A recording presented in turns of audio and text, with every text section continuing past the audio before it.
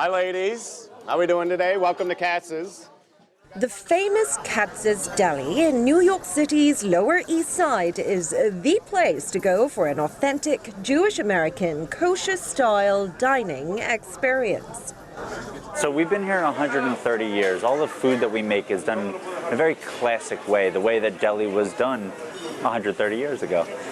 So we do make all the, pastrami and corned beef, matzo ball soups, all very traditional Jewish cuisine that dates back centuries.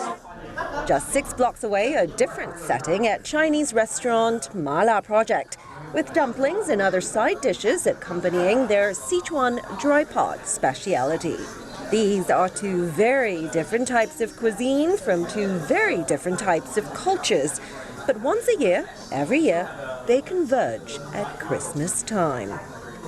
Surprisingly, we're really popular with the Jewish community during Christmas. We opened, after the first time we opened, the first Christmas that we had only Jewish customers and Chinese customers, and it took us a while to catch up on that.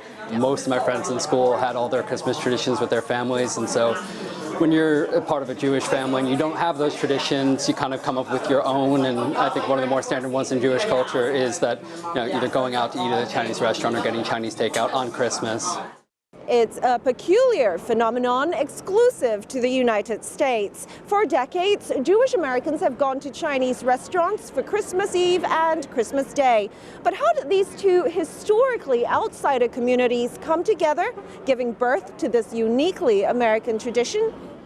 For the historical record, we head to the Museum of Food and Drink in Brooklyn to meet with curator Jean Nihul.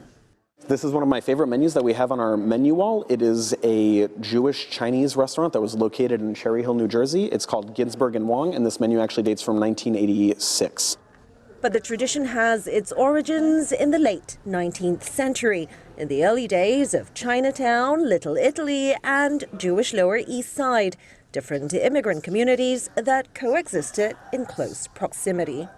Little Italy was nice, however, it was a very Christian neighborhood where restaurant owners were all Christian.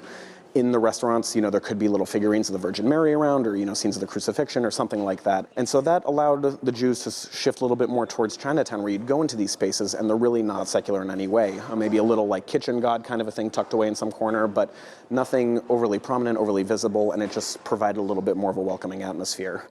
But Chinese food is definitely not kosher, which forbids pork and shellfish and the preparation of meat and dairy together. Definite no's for Orthodox Jews.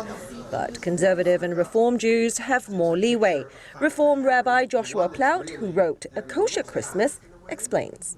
When immigrants came to live in neighborhoods of the Lower East Side near Chinese people, they entered their restaurants, they ate there, they abandoned their kosher dietary eating restrictions to eat food in Chinese restaurants. They called it safe eating, safe treif. In other words, the pork might be inside a pot sticker, but since you couldn't see it, it was okay.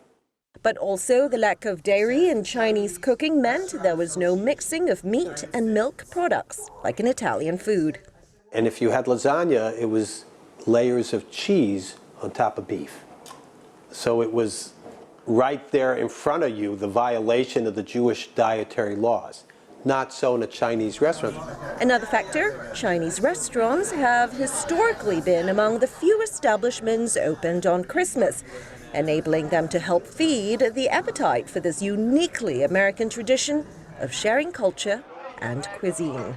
Li Ling Tan, CGTN, New York.